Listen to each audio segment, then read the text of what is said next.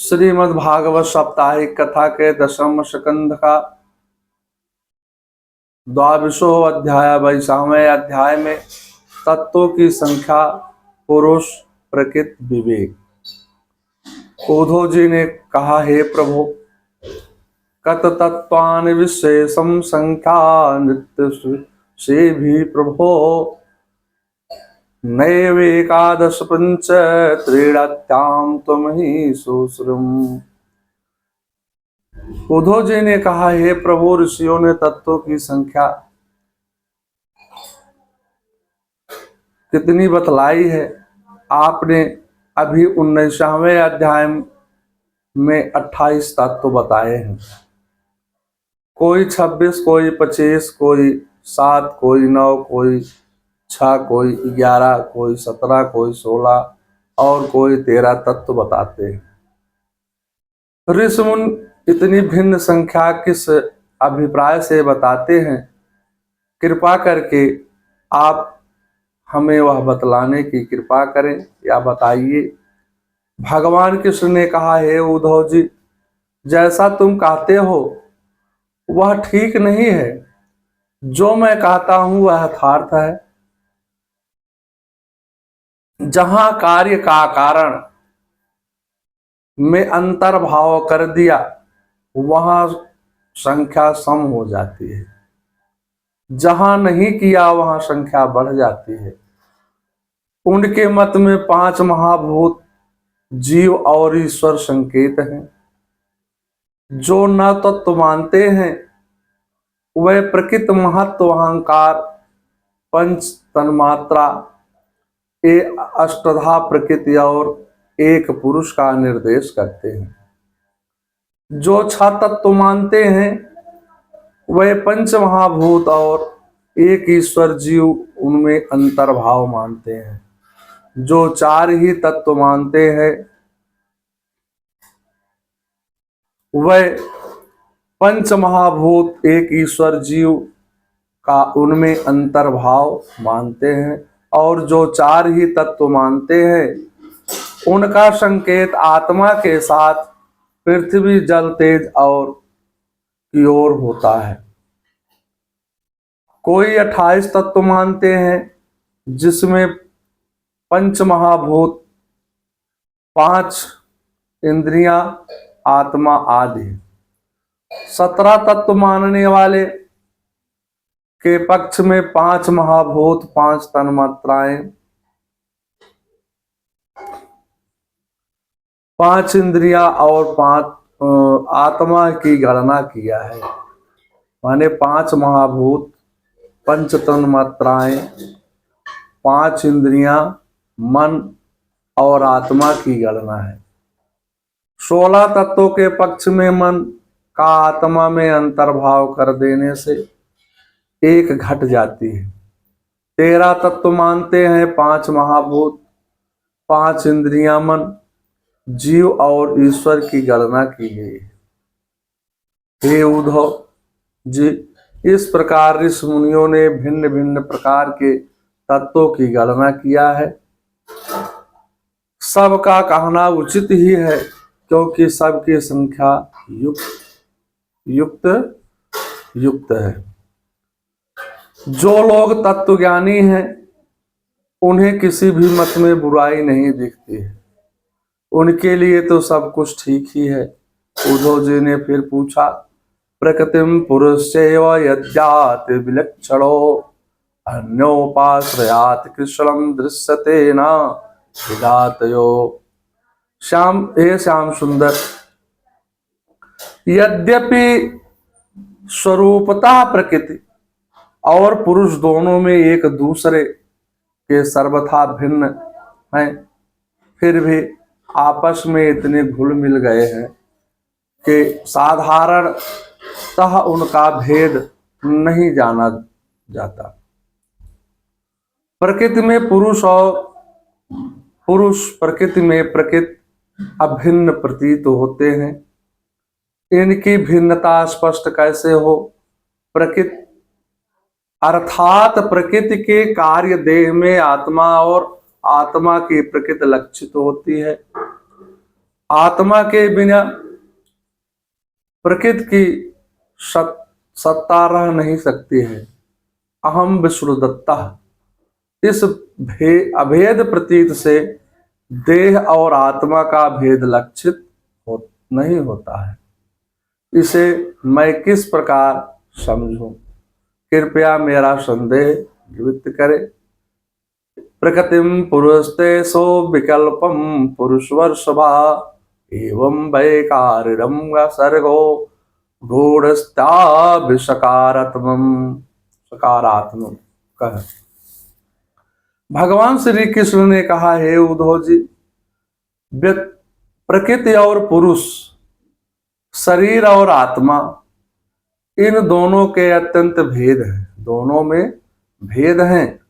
इस प्रकृति जग में जन्म, मरण एवं बुद्धिहास आदि विकार लगे रहते हैं। इसका कारण यह है कि यह गुणों के क्षोभ से ही बना है। हे प्रिय मित्र उद्धव जी, मेरी माया त्रिगुणात्मिका है। वही अपने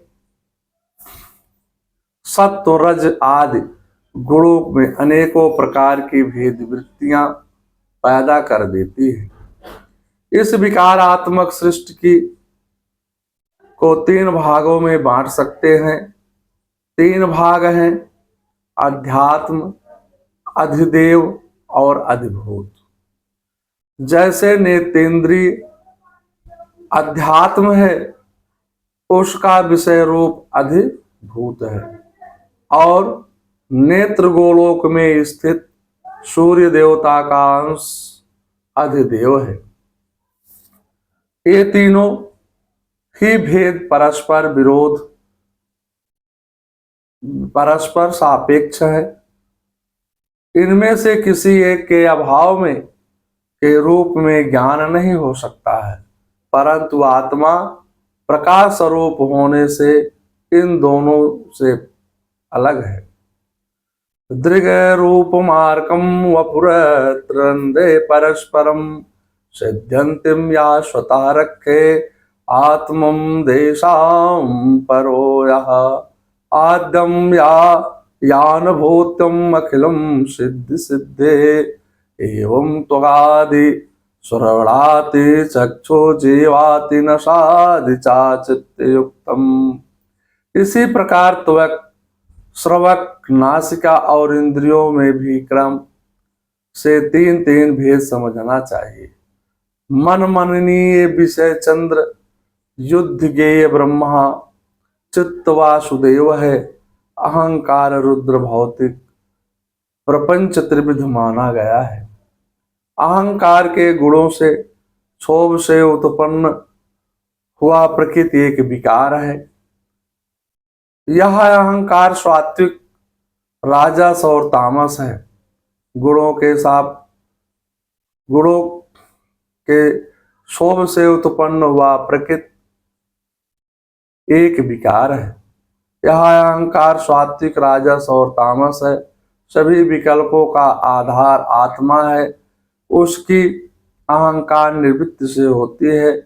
अहंकार की निवृत्ति तब होगी जब सारा त्रिविध विकल्प ही विलीन हो जाए।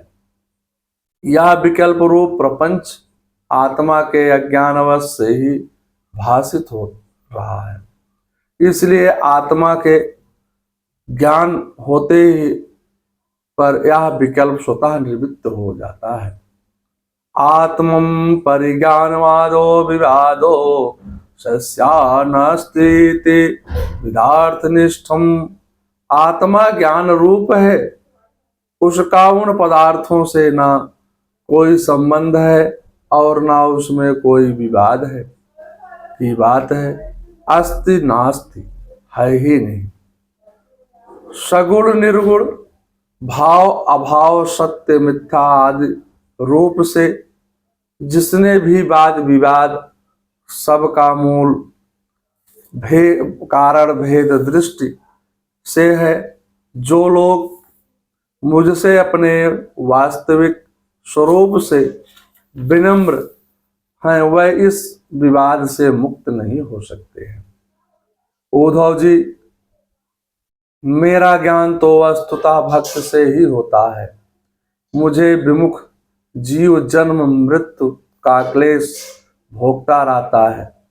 भक्ति सत्संग कथा श्रवणाद द्वारा प्राप्त होती है। मेरे स्वरूप का ज्ञान होने पर जीव को परम शांति मिलती है। गोस्वामी तुलसीदास श्री रामचरितमानस में इसी भाव को लिखते हैं।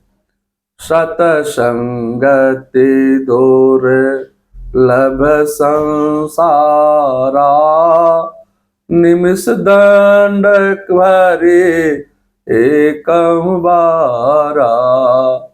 उद्धव जी ने पूछा, हे भगवान, आपके विमुख जीव पूर्ण पापों के फल स्वरूप ऊंची नीची योनियों में आते जाते रहते हैं। उनके जन्म मरण की क्रिया क्या है? भगवान ने कहा, हे उद्धव जी, मना कर्ममयम निरा मेन्द्रिय पंचवायुक्तम लोकाम लोका प्रत्यानात्मम तदुन्वर्तते। मनुष्यों का मन संस्कार पुंज है। जीव का जन्म मरण सूक्ष्म शरीर से अभ्यास से होता है। 17 तत्वों से निर्मित है। सूक्ष्म शरीर मन प्रधान कर्म के अधीन है। उन संस्कारों के अनुसार भोग्य प्राप्त करने के लिए उनके साथ 5 इंद्रियां लगी हुई हैं। इसी का नाम लिंग शरीर है। वही कर्मों के अनुसार यह शरीर एक दूसरे के एक लोक से दूसरे लोक में आता जाता रहता है। आत्मा इस लिंग शरीर से पृथक है। स्थूल शरीर की प्राप्ति इनका जन्म और उनका नाश ही इनकी मृत्यु है। वस्तुतः वह जन्म मृत्यु से रहित है। भ्रम के कारण वह जन्म लेता है और मरता है। जैसे जौ गेहूं की फसल बोने पर उगाती है और पक जाने पर काट दिया जाता है, किंतु जो पुरुष उनके उगने और काटने का